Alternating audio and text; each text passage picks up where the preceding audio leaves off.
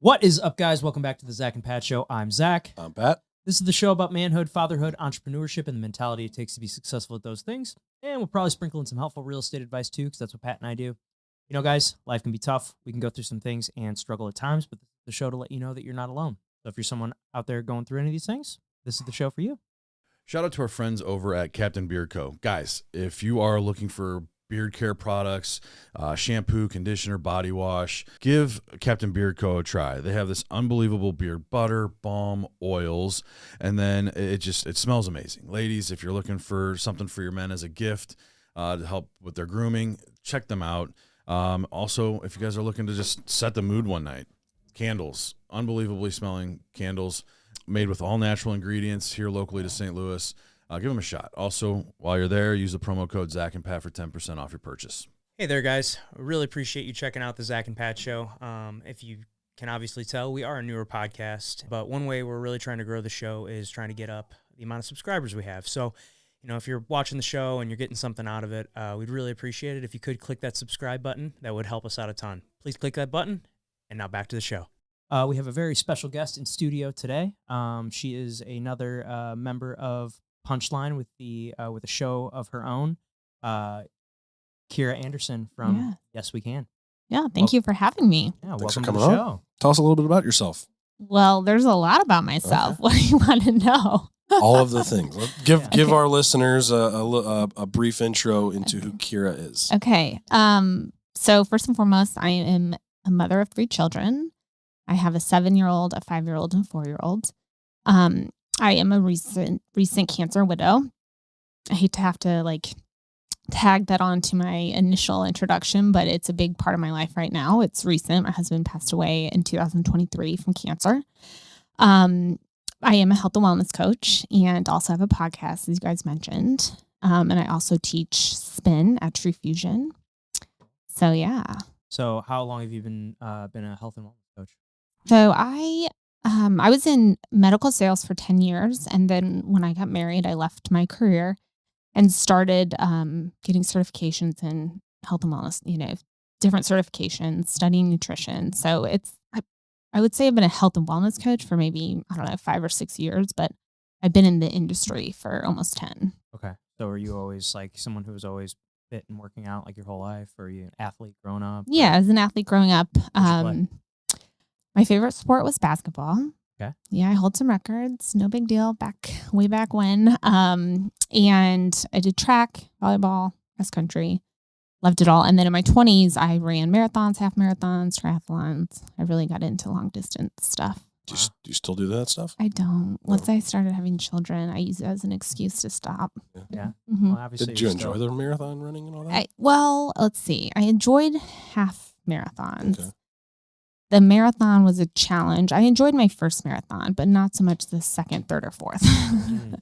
Why is that? Just because the time, Yeah. how time consuming it is training for it? Or? Yeah, and I chose tough marathons. So the first marathon I ran was the LA Marathon, and the second marathon I ran was Big Sur, because I lived in the Bay Area, and that's super hilly. I wanted to die. Oh, okay.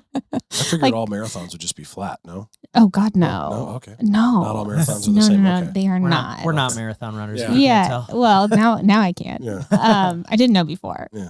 But and then I ran New York, and I did not like New York because you had to get up super early in the morning, 1 a.m. or something, to get on a ferry to go to the island. Yeah, no, it was unpleasant. And then my final marathon was a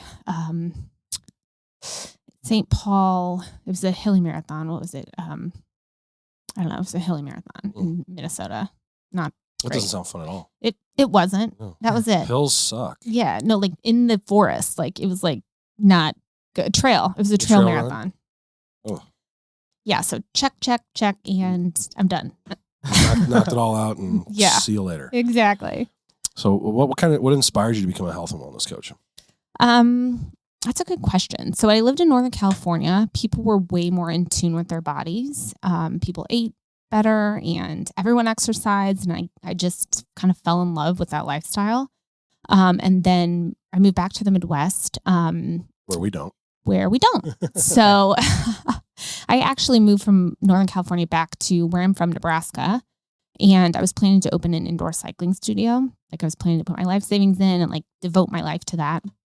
Ended up not happening, which was a blessing in hindsight. But I've had that mentality since, basically since I got out of college. Mo State. Yeah, I know. We went You to school. You went to Mo State? Yeah. Oh, shit. We went to We partied together. for sure. Oh, I did not know that. Okay, yeah.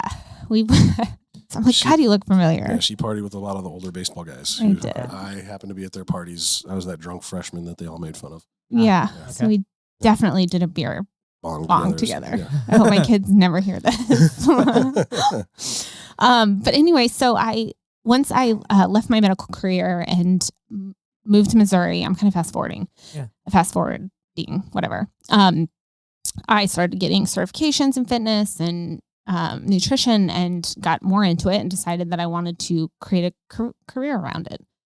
Because then I would be able to do it on my own time in addition to raising my children, because I wasn't working a 9 to 5. So I started to get deeper and deeper into it. And then, as I mentioned, my husband got cancer. And so everything, was put on the back burner.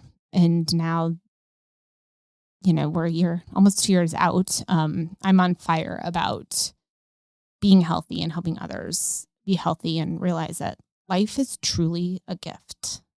I always knew it. You always kind of know it, right?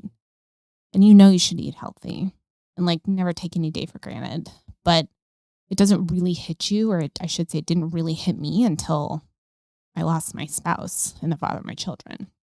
And now it's like, okay, like every day really is a gift because we don't know what tomorrow's going to bring. And it could bring really good things, but it could also bring really bad things. So with the time we have now and the bodies we have now, we really should be taking care of them. So, yeah. That's awesome. So obviously you're very into health and wellness. Yes. What would be your number one non-negotiable, like when it comes to like staying healthy? Well, number one, you have to drink your water. Half your weight in ounces every day, at least. That's Your weight in ounces. half of your weight in Oh, ounces. half of your weight. I was gonna say your weight. Yeah. Okay. Half Damn, your I weight gotta in drink. I was ounces. gonna say I got to drink almost 2 gallons. No, not 2 gallons, but I got to drink a lot. Yeah. Yeah. And some people, it's no big deal. And some people are Yeah. like, what? I don't even drink water. But your body's made up of it. mostly of water, Sure. right? So it helps detox and flush and it helps You all just sorts feel of so things. much better when you're hydrated. Like I know Totally. when I'm not. I know when I haven't drank enough water. Like Same. I start getting like Exactly. headaches and like Exactly. yeah, you feel it. That's what hangovers are, people. Like, Yeah. Well, that's the thing. Like when I was at school down in Missouri State, Yeah. my sophomore year, I was really, really dehydrated and maybe a little too much information, but was just constipated. And then that was the thing. They're like, just start drinking more water. yeah, So since that time, I've drinking a gallon of water a day perfect. since my sophomore Your year. of high school. skin So- looks so nice. I can Thank you. I tell. appreciate it. Yeah. Yeah, I think they started when I was playing football. That was like their standard. They're like gallon water a day. Yeah. Like Yeah. in high school, So that was like what they told us to do. There's So, a reason for that, for sure, right? 100%. And then you could feel it when I started doing it for sure. And it's just like a habit I've kept up for the last 15 years. It's amazing. Yeah. Well, it's so funny because most people come to me and they want to work with me and they're overweight, they're tired, they don't sleep well, all these things. And the first thing that's the very first thing we talk about is their water consumption. 9 out of 10 people are not drinking enough water. Yeah. Well, my nutritionist, that was like one of the first things she put on there was like my list of things I got to do every day is a gallon of water. I'm like, hey, you can take that off. I already do that. If you want to add something else, like that's a given. Yeah. So water's number one. What's Yeah. number two? Sleep. That's Okay. where I could use some work. For sure. I Me know. too. I'm So- horrible about that. A lot. You guys, everyone is. It's amazing. No one. Very few people. I have a few friends. We joke that we go to bed at like 9 o'clock and the rest of the world is still awake, but we'll be like, all right, that's it. Bye. I'm going to bed and I'm out and my phone's on silent because sleep. And I realized sleep was so important. The day I brought my daughter home from the hospital, I remember I literally think I had a panic attack because I remember thinking like my sleep is never going to be the same. And it's so valuable. Like where my sleep went, my mental health went. And so I've been like really adamant about getting a good night's sleep. And I nursed my kids, was up a bunch. So I had anxiety while my kids were babies because I just wasn't sleeping. Yeah, I get it. I mean, we're kind of dealing with that now. I got Yes. 2 kids under 3. Yes. Yeah. It's, it's a lot. But sleep is so valuable, and most people don't get enough sleep. They think they do, but they don't. What do you recommend in terms of hours slept per person for about 7 to 8? Yeah, I was going to say 6 to 8. Some people are cool at 6, but then maybe I'm not too bad. I can get 6. 7 to 8 is ideal. I wear an Oura ring to track my mine. wife's got the same. Your watch. What is it? This is the Garmin Mark something. Garmin, you better be sponsoring soon. Yeah. Garmin. Aura, you too. Yeah, exactly. But what does it say? Like, how is your sleep? It just tells me the amount of hours. Oh, that I okay. get. So I'm usually between 6 and 7 hours of sleep. And how do you feel? I mean, I feel great. Great? But that's the thing is like, I mean, I'm used to very little sleep. When I was playing baseball and traveling on buses, like I could not sleep on a bus. Yeah. I terrible. mean, understandably. It was terrible. So like we'd go on road trips and most of the time we'd leave after a series and drive through the night. Yeah. And I'm staying up the entire time.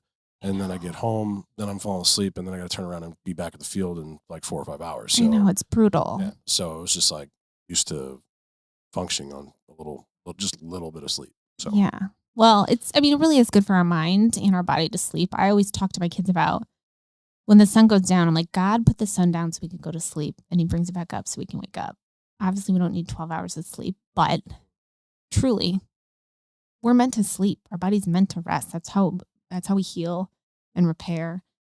So I say 7 to 8 hours, 6 for those people who are like, I don't need much sleep. But and I always have people count back. So whatever time you have to get up in the morning, count back and just set that. Like I have to be in bed sleeping, not like going to bed, sleeping by that time. Yeah, 'cause those are two different things. Correct. And I always tell people I ask people to follow the 10-3-2 rule. Do you guys know this rule? No, tell us. 10 hours before you go to bed, stop caffeine. Uh-huh. 10 hours before you go to bed. What? I know. 3 hours before you go to bed, stop eating. 2, 1 or 2 hours before you go to bed, no screens. Yeah, that'd be. I don't do any of those things. Right. But if you sleep great, then great. But if you don't, those are really good rules to follow. Sure. For your brain and your body to be able to we're already messing up with the caffeine. Right? No, that's not that caffeine. No, there's no caffeine. No caffeine. In these? And you know what? L&T has sponsored a bunch, so I Yeah. will do a little shout out to L&T. Element, they're great. I Yeah. love them. Yeah, I drink the hell out of these. So good. So they're out of Montana. So Right. my husband's from Montana. So they Okay. were out of Big Sky and they just moved their office to Bozeman. Oh, cool. Yeah, Isn't it? What's the guy's name? Rob Wolf. I think this is his company. I'm pretty sure he's the owner of it. I can't remember. My short-term memory is pretty shot. Yeah. So I don't remember their name, but they're a cool company. Oh, they're great. I love like they sell these at my Element, gym. sponsor us. Yeah. They sell these at my gym, and I will. I I'll be grab honest. one every day after training, and then I just keep the fridge stocked here just because I like Do the you way want they one? taste. Well, Yeah, we got some in the fridge. no, that's okay. I do want one, but it's okay. But I set up we are like a retailer here, so we can buy it at cost. Oh, really? You need to talk to Johanna about that. Oh, okay. I did not know that. Oh, yeah. I've just been ordering it off Amazon. Yeah, no, talk to Johanna. Okay, Nice. good to know. Yeah, Yeah. this stuff's great.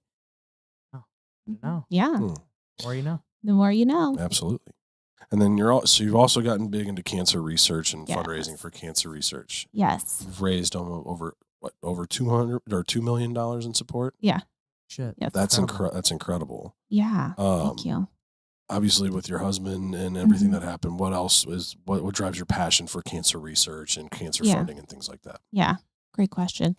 So, my husband got a drug. So my husband had stage 4 pancreatic cancer. I don't know how much of that story you guys know. is- I don't. it Yeah, is- tell us. Yeah, the pancreatic cancer. That's the one where there's no It's bad.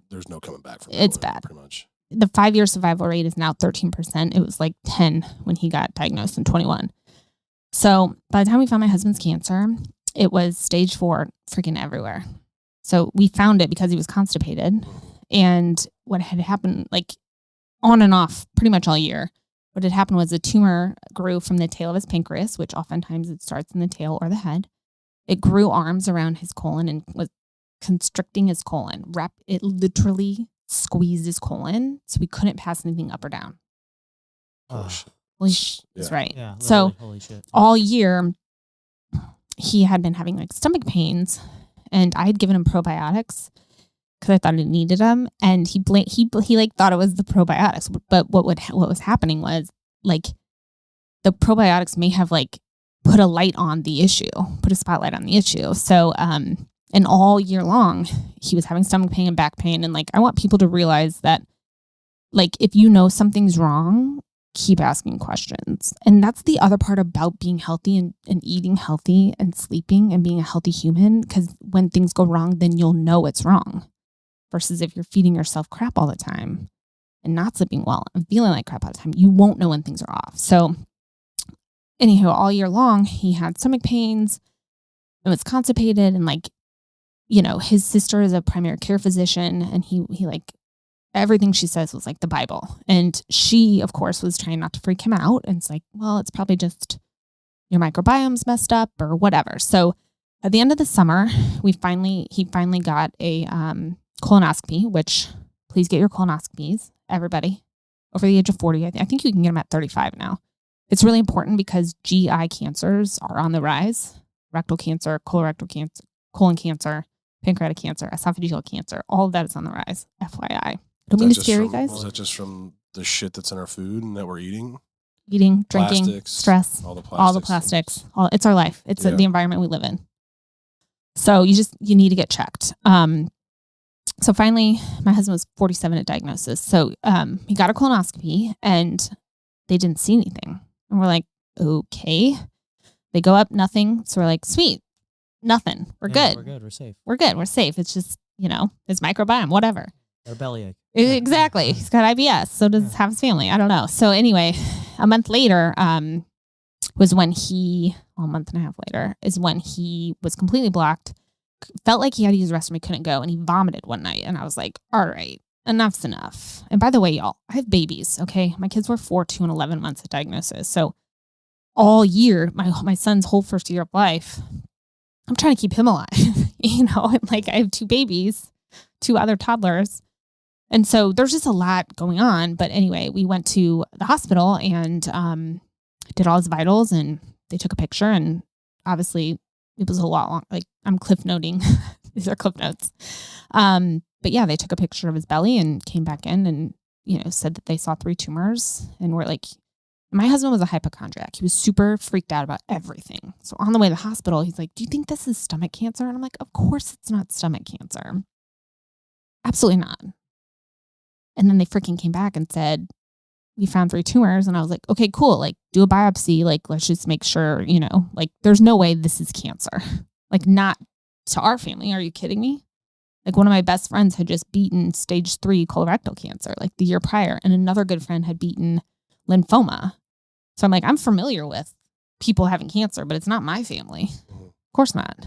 And the doctor was like, I'll never forget her face. She was like this petite little woman. And she's like, no, we're pretty sure it's cancer. And you're right there, your life just like stops. Right. And so they had to move quick. They had to put a tube down his nose into his belly and like that day. Oh, right away. Because he was blocked. Couldn't poop. Proliferation. Like he could have gotten a sepsis. It was bad. So they had to drain him, and then we had to wait for beds because of COVID, by the way. Wait for beds. Oh yeah. The whole time. I mean, hours, days. Oh yeah. When he finally passed, I'm coming to the end. Well, I already said I'm a widow. We were in the emergency room that very last day, like, I don't know, 6-8 hours. So wait, so the diagnosis was in 21 and he 21, passed in 23. And so this is all because of the question about the cancer research funding. So I'll get to that. I'm sorry. I can be long-winded. No. Go Keep for going. it. Okay. So we got all the time in the world. Yeah. So they initially put a tube down him to drain his belly, got him into the hospital, and basically they were like, this was at Mercy, by the way. For those of you not in St. Louis, Mercy is a heart hospital. It's not a research hospital. It's not a cancer hospital. It's the closest ER to our home.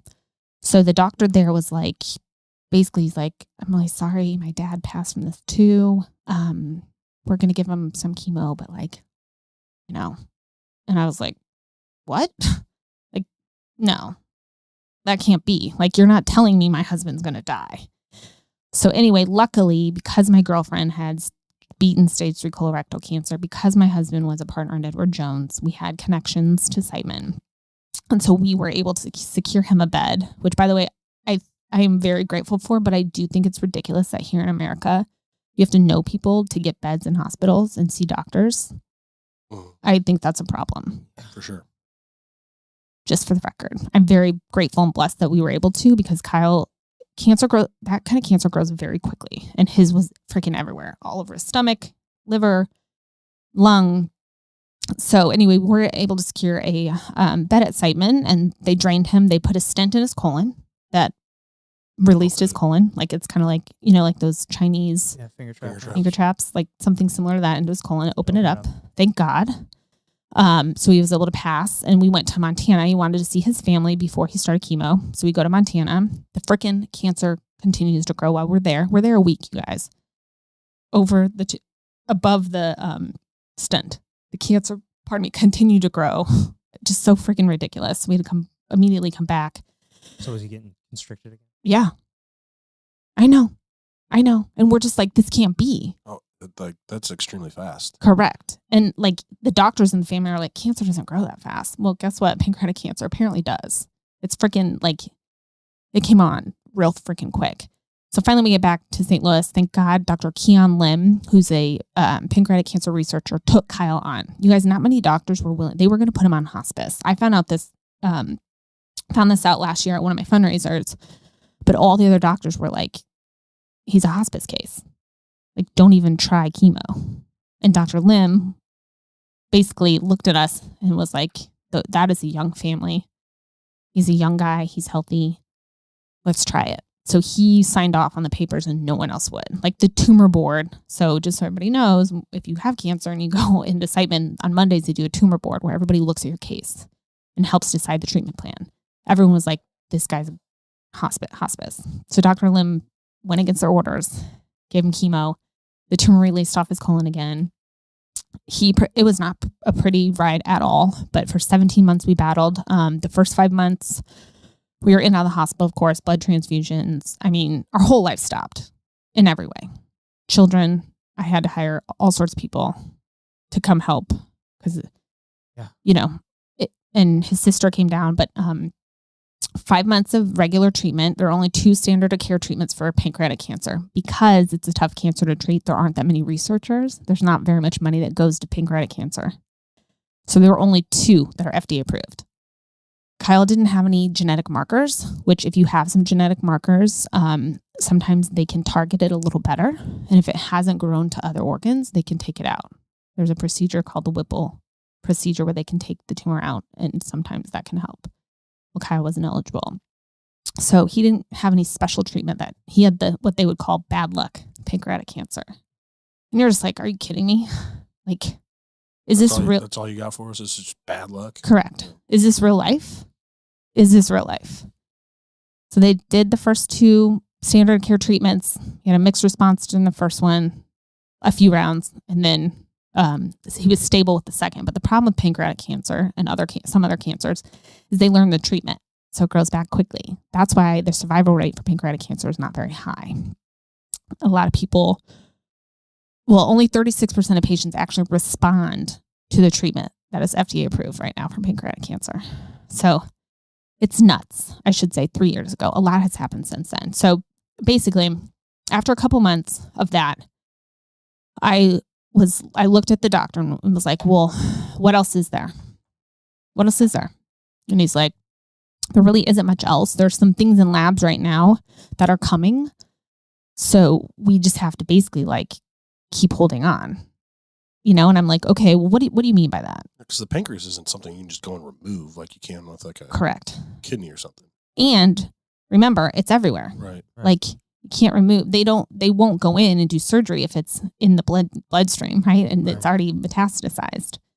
But I'm like, what other options are there? And he said, there's something in a lab. And I said, okay, explain to me, how do you get a drug in a lab that's extremely promising into a patient? What does that look like? And he's like, well, it takes a lot of, and I'm like, a lot of what? And he's like, a lot of money. And I was like, okay, how much money? Like, I'm just wondering, Because I'm thinking, if there's something in a lab right now that can save my husband's life, we'll spend our entire life savings and ask everybody else. Yeah. Like, what is the number? And he basically said it's about $3 million to get a drug from a lab into 50 to 60 patients. So a phase 1 trial. So I was like, okay, I will find you $3 million. And he's like, okay, lady. Okay. Yeah, exactly. I'm like, no, really? He's like, you don't have to do that. I'm like, but I do. If you're telling me that we can get this, like, if you get, and I said it in layman terms, like, if you get $3 million and you can start a study, then Kyle can be a patient. Like, that was my thinking.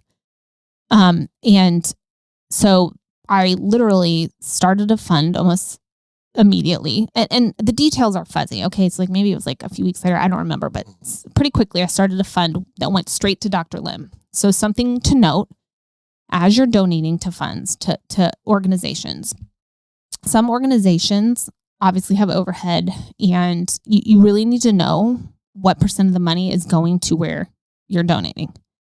So I went straight to Dr. Lim and said, I want a fund that goes into your bank account, essentially. And so I was able to open one through WashU because I was thinking we need to raise $3 million.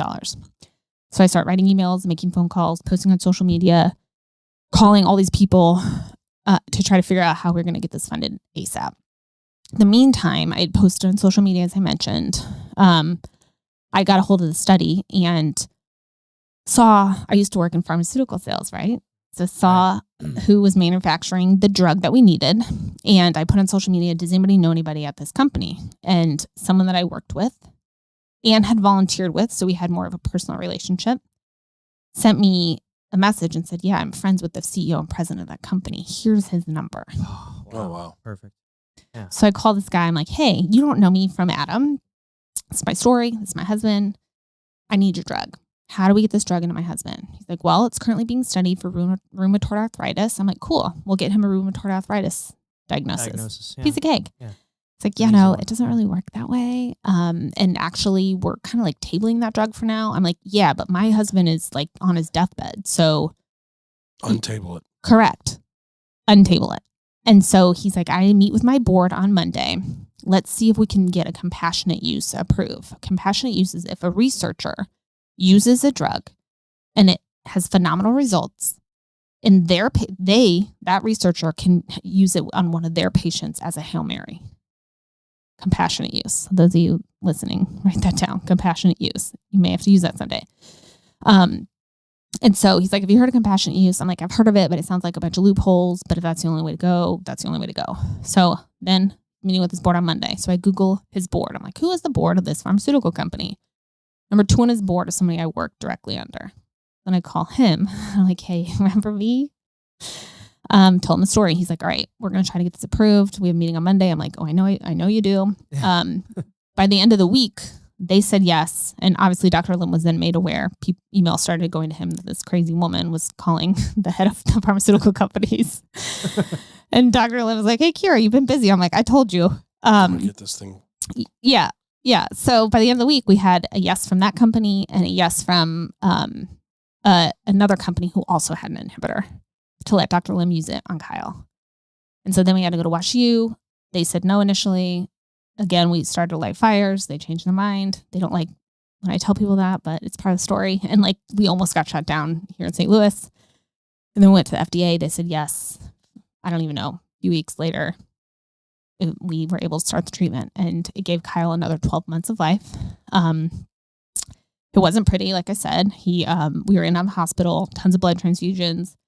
He ended up having a side effect from the immunotherapy because that was something we were able to use because of the study drug. But the good news, here's the good news.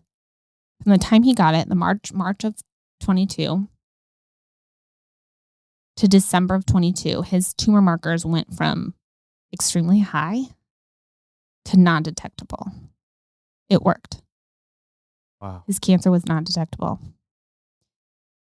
The problem is that he got colitis from the immunotherapy, so he had to be on steroids. That December, we decided we were going to go visit family. His tumor markers were continuing to go down. He hadn't been on chemo because the immunotherapy had started up his immune system fire. It was only attacking the cancer. So like Kyle started to be Kyle again. We go and visit my family, his family. He's on a steroid, though, to reduce the colitis. Pardon me. Unfortunately, steroids counteract immunotherapy. So if you imagine it's a fire, the immunotherapy fire, the steroid is spitting water on that fire. Yeah. And we didn't realize how out the fire was until January after the holidays were over. His numbers started to spike again because they take his blood and always check his tumor markers. It started to go up again. And we're like, huh? And the doctor's like, it's fine. This happens. Don't worry. We'll just get him back on, we'll get back, do the treatment again. We'll start chemo again. Well, from there on out, it was a battle. Treatment, immunotherapy, hospitalization, back on steroids. Treatment, hospitalization. So essentially, the next 3 months, it was in and out of the hospital, and the cancer won. Yeah. So if it wasn't for the steroids, do you think that he probably would have made it through? So yes. Now one of the side effects, and it's a small subset of patients from immunotherapy, is colitis, with swelling of the colon. Steroids is the only thing that can combat that. I think that this is why, a long story long, why I'm fighting so hard to get cancer research in this area funded, is because if this study had been in the works for years, waiting for funding, people would fund a little bit here, a little bit there, a little bit here. If it had been fully funded and Kyle was able to he would have gotten that treatment at the beginning. He wouldn't have been so compromised, right? Like he wouldn't have he had 37, I don't even know how many rounds of chemo. I lost track, a lot, many rounds of chemo. He wouldn't have had to have all of that chemo had that treatment been approved and he had not been so compromised. So the steroids were the necessary evil. I mean, and there's nothing else to combat colitis other than steroids. Damn. I know. Colitis runs in my family. Yeah. Yeah. It's crazy. It's cancer. It's like in the GI system, it's all it's just crazy, but it lit a fire in me because, like I'm working through all the different stages of grief, but like anger was a big part of it, right? Like, why isn't cancer research better funded? Why, with GI cancers on the rise, people losing their lives younger and younger, why aren't people up in arms about this? Why isn't more money flooding into this type of research? Because people are going to continue to die if we don't do that. And so that's why I started. And it wasn't just me raising $2 million. There was tons of people that have helped, tons of people that have donated, obviously. It's a whole army. Kyle had tons of people that loved and adored him. But I just was like, you know what? I'm going to still raise $3 million. We're going to get this drug into other people. And it is. The FDA has picked up Kyle's drug, essentially, that treatment, and it's in humans now. And there's also, because of some other funds we've raised, there are other studies similar with a similar drug that are getting into patients. So the good news is that because of Kyle's sacrifice, us sacrificing Kyle, other people's lives are hopefully going to be, the quality of their lives better, dare I say, saved. So that, is like the little bit of silver lining that we can paint around it. And I hope that it keeps his legacy alive.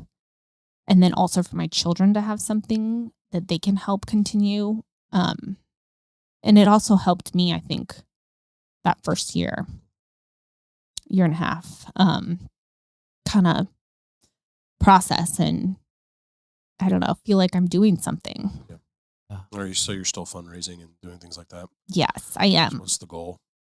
Pardon me? What's the goal to get to? Well, $3 million.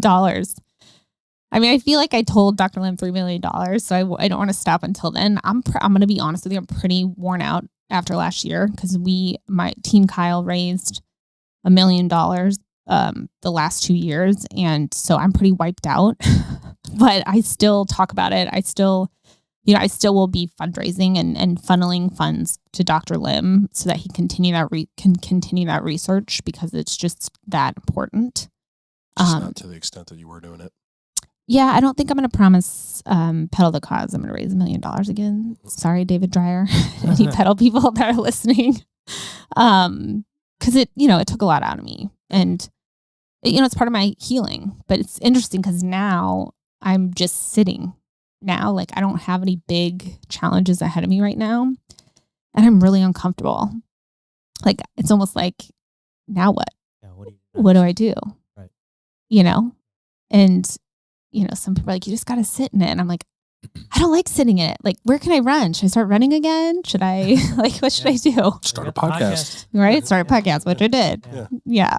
Well, when you talked a lot about the pharmaceutical companies and stuff there, Mm-hmm. now that I think about how, we've obviously, I think a lot of people's opinions over the last few years on pharmaceutical companies have changed. Mm-hmm.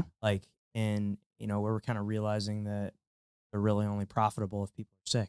Like, do you think, I always wonder, you think we'd be, I don't think it's very profitable to cure cancer. Correct. It's profitable 1,000% to keep people percent sick and to treat them.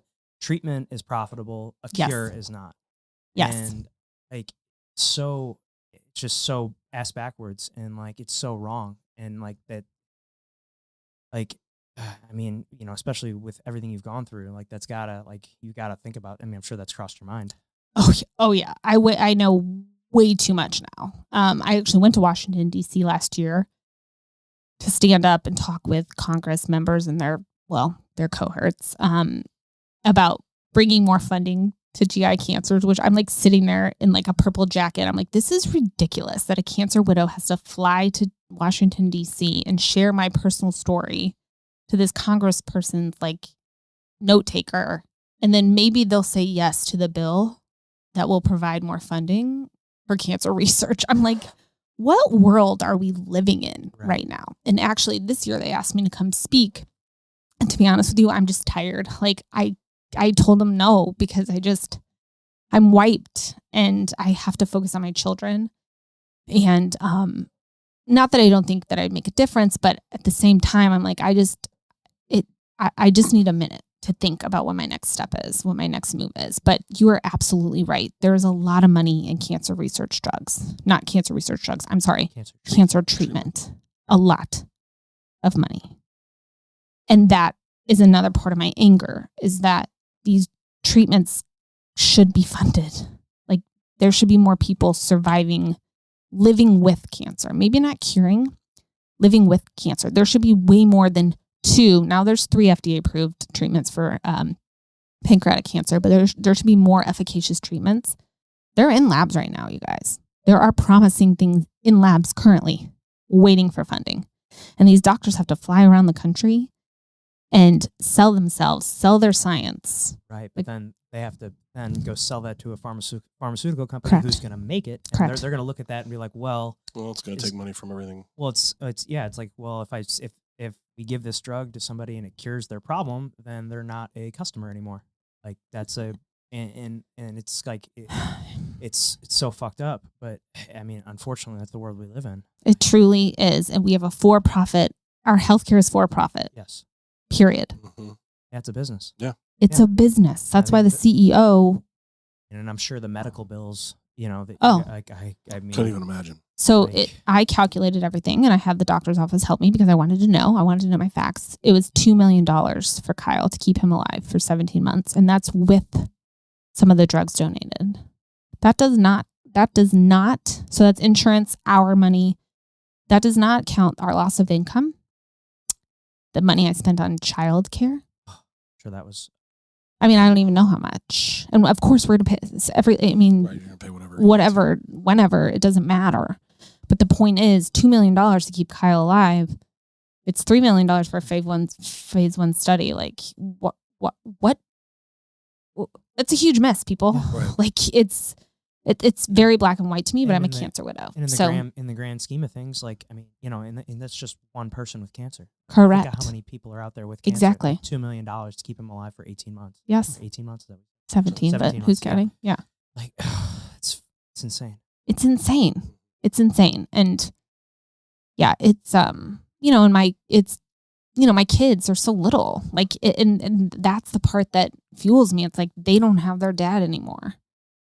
Kyle and I were older when we got married. I waited a long time to find my spouse. And then 7 years later, we have 3 kids, a home, a life, and cancer takes them away, and it could have been prevented if we could all take this a little more serious. I mean, that's being a little ridiculous, but it does. It angers me. And it's been a roller coaster, truly.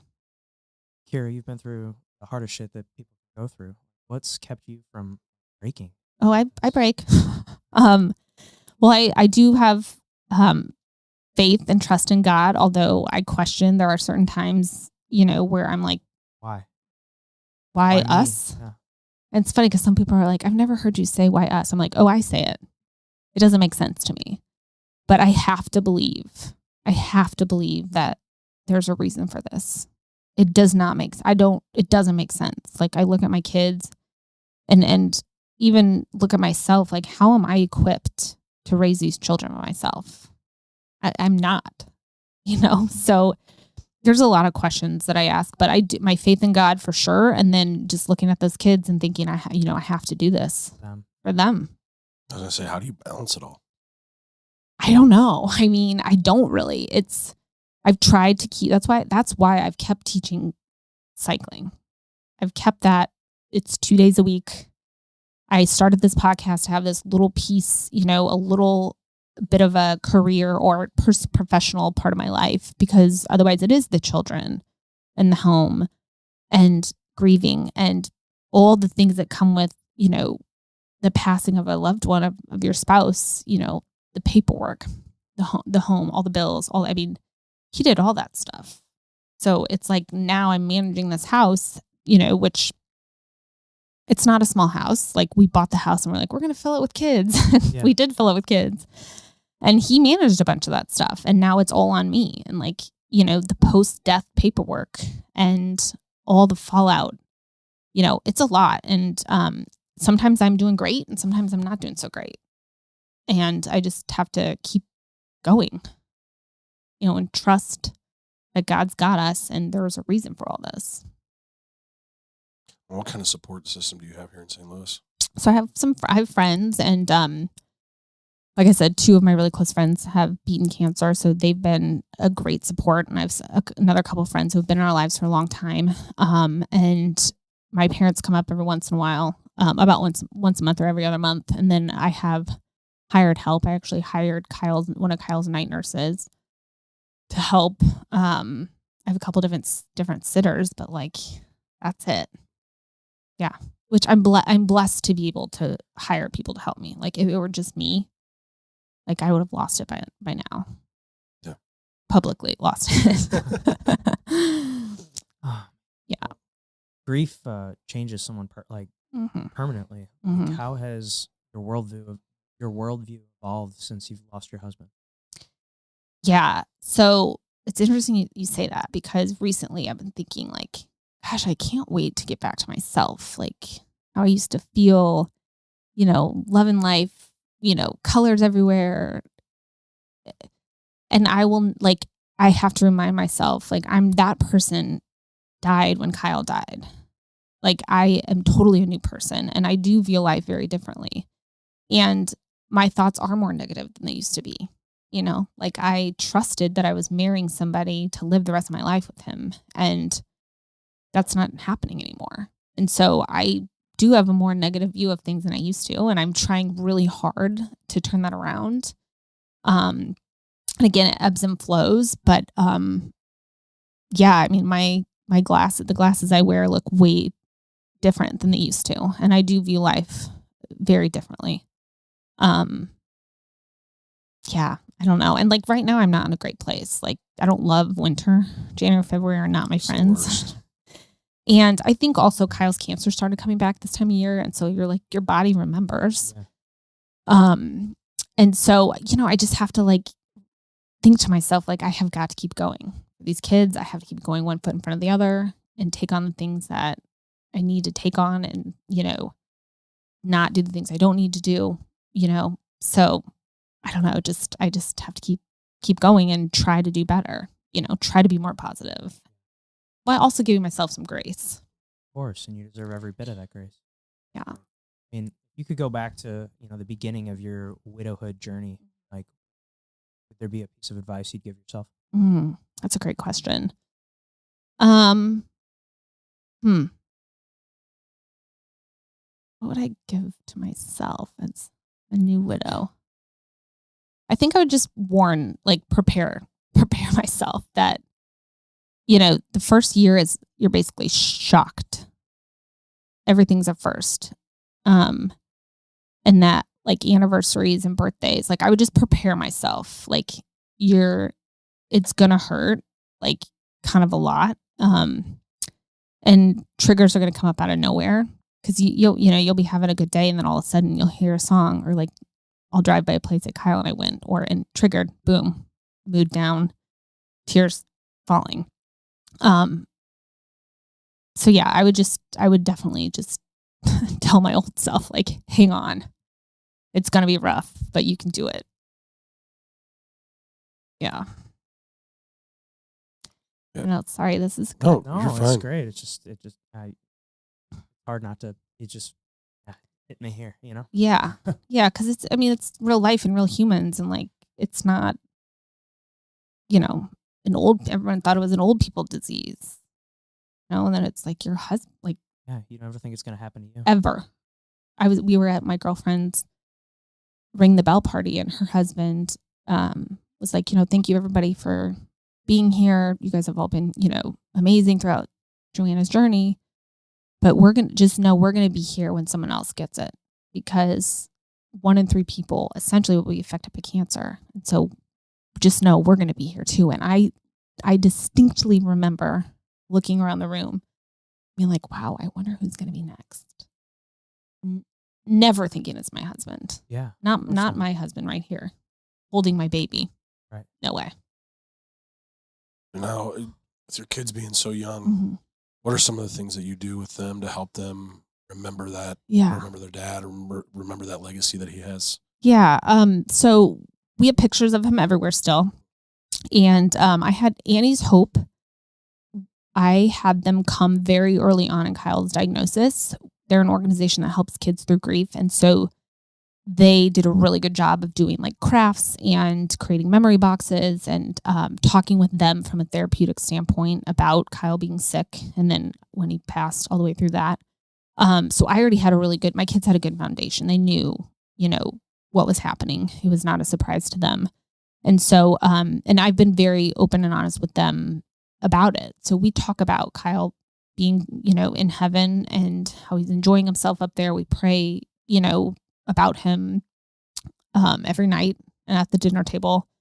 We talk about memories. We'll go through pictures. We just talk about it very matter of fact, like he's a part of their lives and will be forever. Oh, absolutely. And when my kids, so this last week was father-daughter dance, which I know you guys, it's like, they do like donuts with dad. I'm like, really? Do we have to do that? Yeah.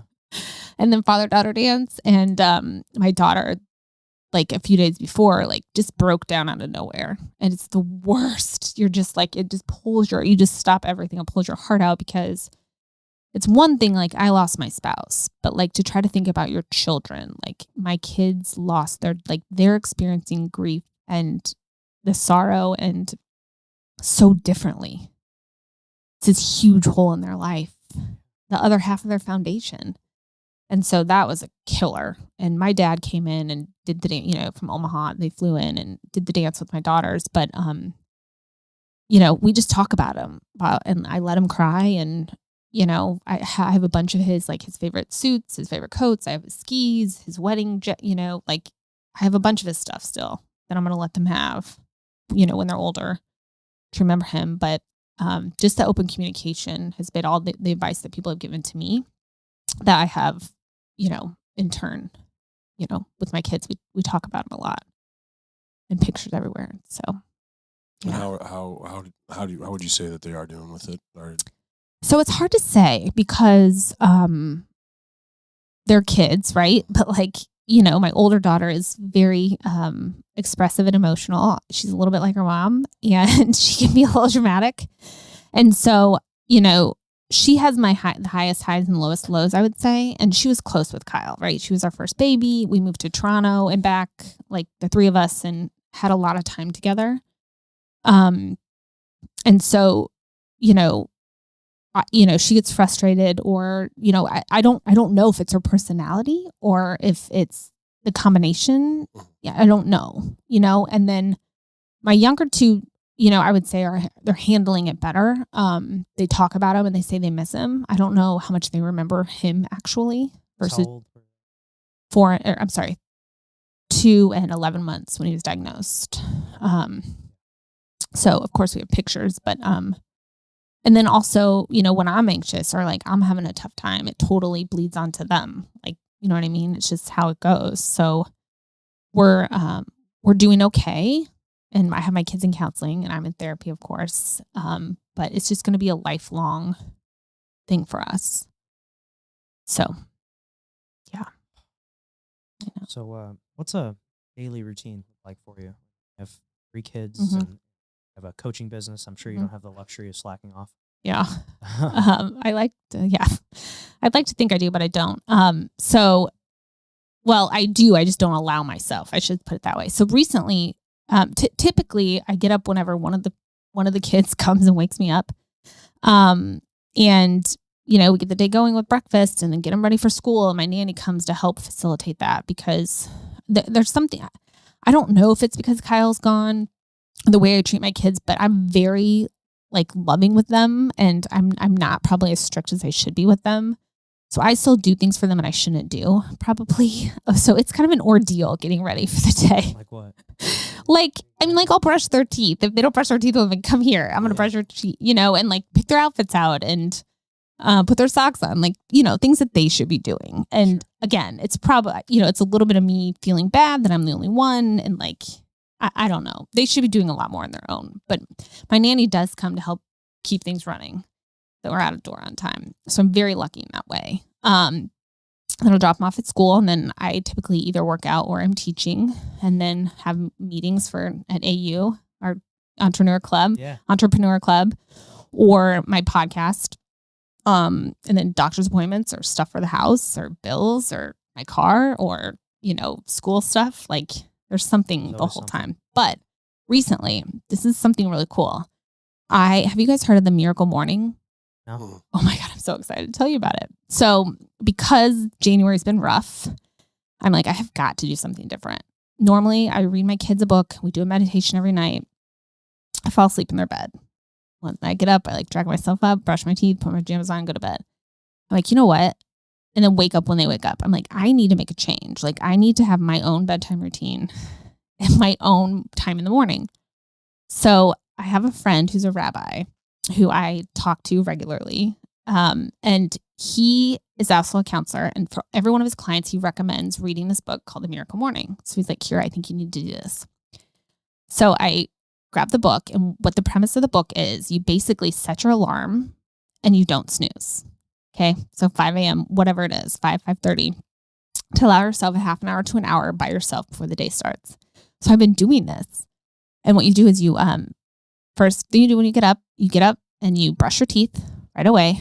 You get dressed, because normally I would like get out of bed, like put my robe on, go get coffee, get out of bed, get dressed, do a morning meditation, which I'm a huge fan of meditation. I did a lot of that during Kyle's treatment. I think it helped me keep somewhat sane. And then I do readings, like one of Bob Goff's books. So like reading meditations or what have you. So I do that, and then I journal. Which, do either one of you journal? Yes. Okay, so I've like fallen off, but I'm back on. I go through stints where I'm really good about it, and then I fall off for a month or two. And Totally. I get back to it. I need to. I'm on a time right now where I'm not doing it. I need to get back to it. Maybe this'll kick me in the ass. Let's exactly. And then exercise, like moving before my kids get up. So even if it's just like push-ups or sit-ups, something. Yeah. And so I've been doing this, and it actually does. Like it makes puts a little pep in my step. And then by the time my kids are up, like I've already had my coffee. I'm like ready. Yeah. So that's like one of my recent endeavors. That's great. So yeah, we did 5 a.m. club. The 5 a.m. club. Yeah. Kind of the very similar yes. things. It was, basically you got to wake up at 5 a.m. Mm-hmm. it was 20 minutes of some sort of meditation, 20 minutes of learning, and then 20 minutes of exercise. Yeah. Or something. It was like something you're supposed to do every day. Yeah. Did it for a while. Yeah. Get back to it. Yep. I know. You got to keep it. Maybe this is your sign. Yeah. 5 a.m. is tough. How did you? Well, what time to go to bed? Well, that's the problem too. So, Exactly. Yeah. You have Well, to I back it up. Our 7-month-old or 8. Shit, it'll be. Today the Wow. 6th. Yeah. 8, or no, tomorrow's the 6th. It'll be 8 months old tomorrow. Oh my goodness. But yeah, he's going through a wake up at sometime between 4 and 5 a.m. right now, and so I just get up when he gets up. I Yeah. wait for him to wake me up, and then I kind of get my day started. But I feed him, Yeah. hang out with him on the couch for a few minutes, then I read. I just That's basically just sits awesome. next to me while I do all my things. But But you also need to figure out what book we're reading this month because we. yeah, we're Yeah. a little behind on that. Yeah. Oh, shoot. 5. What about Miracle Morning? Yeah, there we go. Miracle Morning. There There we we go. We'll do it. Easy. It's an Yeah. easy read. Perfect. Perfect. Well, we've been trying to figure out what we're Yeah, going to we've- read this month. Yeah, we haven't done Kind of it. gave up on January. Yeah. January we took the month Well, off. that's because we did the book review so late into January, Yeah, because trying to get the wives on to, or your ex-wife and your wife to do the show. yeah. Well, we typically ever since we started the show, Pat and I read a book together every month. I love And that. then, and then we would just do a solo podcast, or call them duets when it's just the two of us. Yeah. And then we would like kind of review the book. That's awesome. And we did that for the first 12 months of podcast, and then January we kind of fell off. Yeah. But we did the most recent book review we did. It was him, my wife, him, and his ex-wife. We all read the same book, and we kind of had everybody in. And It's it called was Good fun. Inside by Dr. Becky. Yeah. I know Dr. Becky. She's Yeah. the best. I don't know her, but Right. yeah. So we read her book, and then Awesome. we had the moms on. Yeah, it was fun. It's a fun show. That's awesome. So, yeah. But Dr. no, Dr. Becky's the bomb. Miracle Morning. So what's the plan with your show? Tell us about it. Yes, we can. So, have people on that have been through something. The whole idea is to have people, allow people to share how they've turned their pain into purpose. I also have entrepreneurs on too, because we know entrepreneurism, like being an entrepreneur, is not easy. And so I love spotlighting local St. Louis companies. But I just like people to be vulnerable and tell their story, because we're all people, and I think a lot of times, perception's reality, but it's actually not reality. And if people open up, you realize like we've all got a story, and we've all got a story to share. And so I love having, I've had oncologists on, I've had cancer survivors, like I said, business owners. I love talking about health and wellness stuff, again, because I'm on fire about, controlling what you can control. And you guys, we can control what we put in our bodies.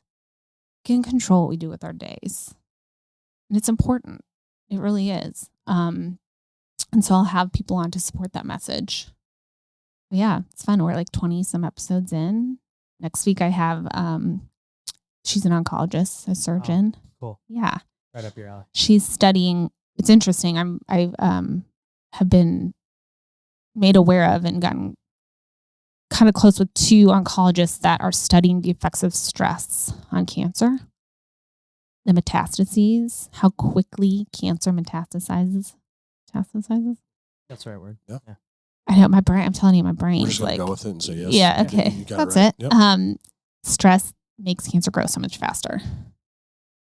So much faster. It's crazy. Like in the studies in the mice, and granted, our bodies aren't exactly like mice, but it's the best we get. So that's my like plug to myself and everyone else. Like, try to reduce your stress in some way, shape, or form. Meditation, yoga, whatever. Exercise, limit your caffeine and alcohol intake, sleep. It matters. So she's going to come on and talk about that kind of stuff next week. Is there like an ultimate guest that you'd like to have on your show? Good question. Gosh. I don't know. I'd have to think about that. I don't know. Yeah. I don't know. I haven't. When you figure it out, let us know. Yeah, I will. Out of all your guests you've had so far, which one's been one of the more fun interviews that you've done? Oh, good question. Let's see. Who have I loved having on? So many. Well, It's the same for us. It's a tough question. yeah, it I is. I couldn't answer that. So Yeah. we narrow it down to probably like 10 or 15. Yeah. Yeah, it's hard. Gosh, one of my favorites. I keep thinking one of my close friends, Joanna, the one that beat stage 3 colorectal cancer. Her story is crazy. she just had her baby just turned 1. He was a surrogate, or she had a surrogate. She was just she is a really awesome human. It was really positive throughout her journey. And I was lucky enough to be by her side, a friend of hers while she had cancer, and she beat it. And she was an example for us and for me while Kyle was battling, and a huge support system. So she's been on and shared her story, and, we're really close, and her family is amazing. They invite us for holidays to come spend holidays with them. And so I was really honored that she came on and shared her story, because it's a powerful one. So, yeah. That's awesome. Yeah. And where do you see the show going? What's the goal with the show? Just continuing to spotlight those people? Yeah. That's awesome. Yeah. And hopefully provide hope. Because sometimes, life can be tough. We all know that. There's a lot going on right now. There's always going to be a lot going on. We all have children. Mm-hmm. Young kids, and sometimes life feels hopeless in certain situations. And, like Caleb said at that ring the bell party, like, life's going to continue to happen.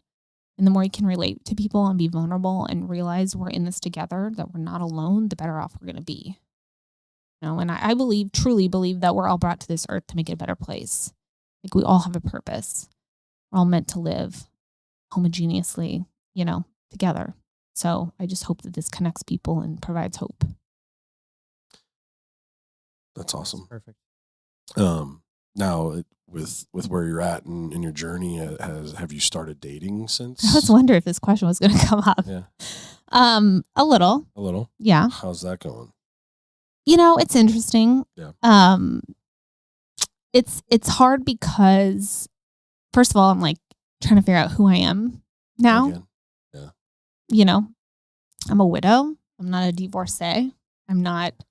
It's different, right? Sure. And it's funny because if like a guy is interested and, we'll be talking, let's say, and they'll be like, so like, you have your kids every weekend? I'm like, yeah, I can't pass them off anybody. Yeah. Every day. Yeah. It's yours too. Yeah.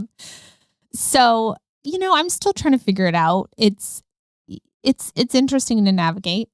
Sure. But I don't think that I'm meant to be alone. I think that we're, God made us to have a partner. And so, I'm open to it, but I also, realize just how important it is, whoever I do bring into my life, eventually when kids get involved, like it's a big deal. Oh, absolutely. Like my kids, my kids crave attention from males, crave it. It's like soccer games. My kids are always trying to play with the dads. And it's like, it's sad for me because I know what's happening. So, I'm trying to really be careful with who I introduce them to, or who I will introduce them to. But I know that they need some sort of male figures in their life. So have you ever brought them up here to the club? Let them run around up here? I have a while back. I know, but actually way before all you guys joined. Yeah. Maybe I should bring them up now because there's way more people. How long have you been up here? So I started recording my podcast last summer, and then I like officially joined in the fall.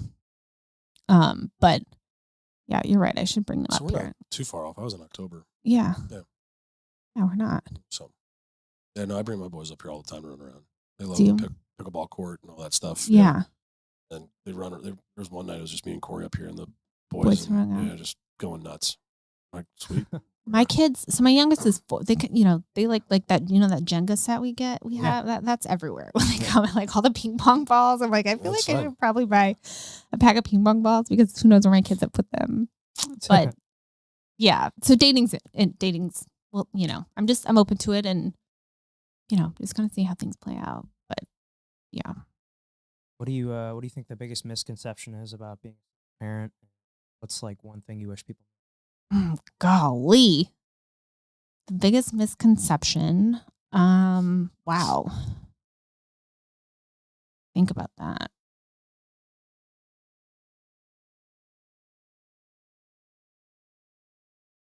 I don't know what people think about single parents. Yeah.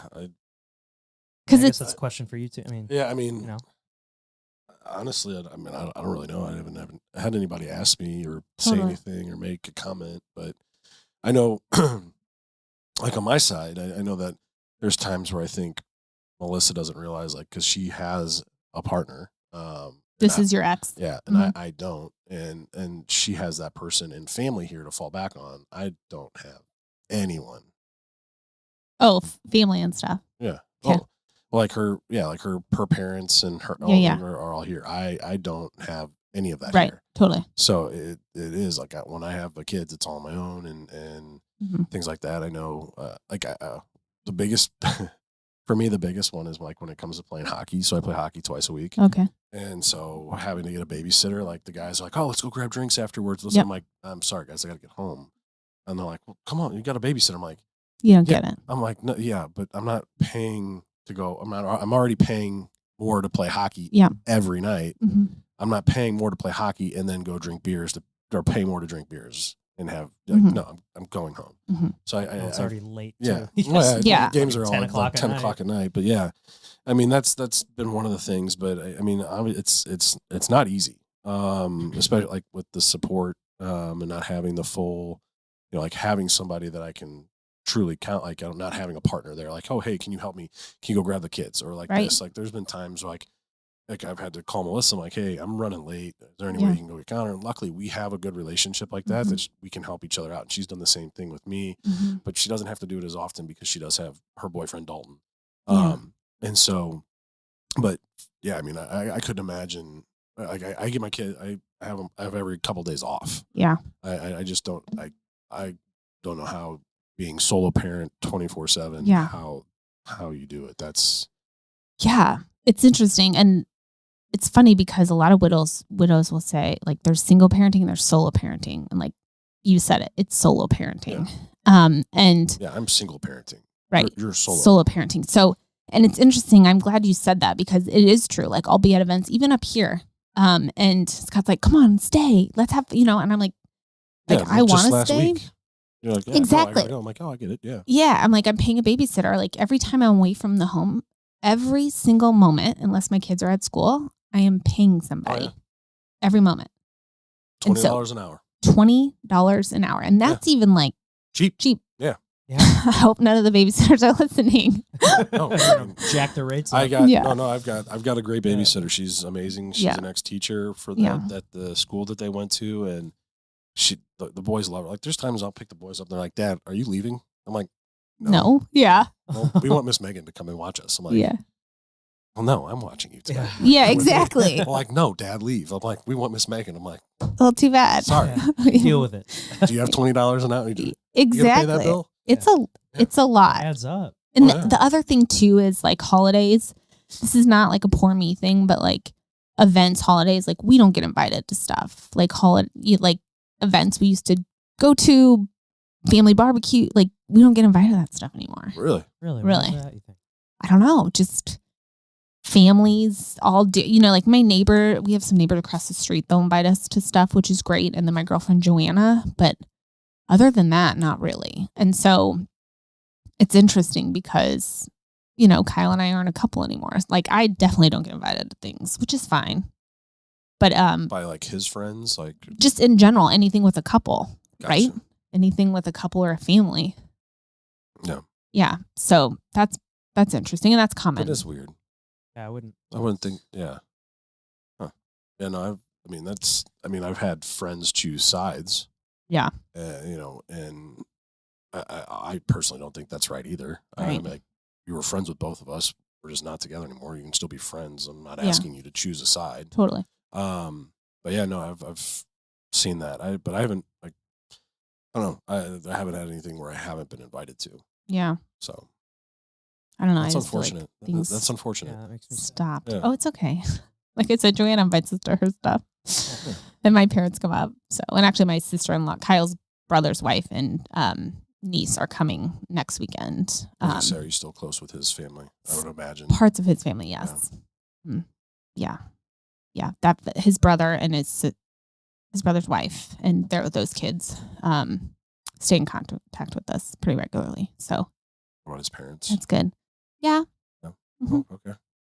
Yeah, they're like in their 80s, Gotcha. Dillon, Montana, and dealing with their own, health stuff. Gotcha. Sure. Yeah. So, Yeah. Okay. Well, Kira, this has been amazing having you in here, hearing your story. It's inspirational. I thank you so much for your time today. Yeah. Thank you for having me on. Anything else you want to talk about before we let you go? No, just don't ever take any day for granted. Yeah. Live life today, because you just never know. Well, we like to end the show with one last little game, one last question, catch the surprise. It's called the Tombstone game. Okay. Here I'm lies nervous. Kira. What's it say on your tombstone? Wow. No, it doesn't say wow. That's my reaction. Wow. Oh my goodness. What does it say on my tombstone? Jeez. If that's not triggering. A little, Let me think about that. Golly. I don't know. You guys. What are you gonna have on your tombstones? We've been asked that before. we actually, the first the time was when we had my wife and his ex-wife in here. a couple weeks ago. You guys tell us what's on yours. And I'm like, oh, Yeah. fuck. No one's ever asked us. No one's ever thrown it back at us before. Yeah. Loyal friend, husband, partner, and someone that could always be counted on. What did I say? It might have changed by now. Murph, we need you. Yeah, Murph pulled back up. Loyal, hardworking, was always there when you needed him. Mm-hmm. Beloved father and husband. Mm-hmm. Yeah. Wow. I guess hopefully wife, mother, loving, caring, positive. I don't know. That's a hard one, you guys. Think about it and get back to us. Yeah, that's another one I'll get back to. Or next time we have you on, we Exactly. you'll come a little more prepared. For sure. Yeah, I'll know. So For sure. You won't be caught by surprise. Yeah. Yeah. Yeah. Well, thank you so much again. Yes, This of was course. really great. Thank I you really for having me appreciate you. on. Yeah, Absolutely. Absolutely. Appreciate it. Well, thank you guys so much for tuning into the show. Please click that subscribe button if you haven't already. That would help us out a ton. Click that like button as well. Comment what you thought below, and we will see you next time.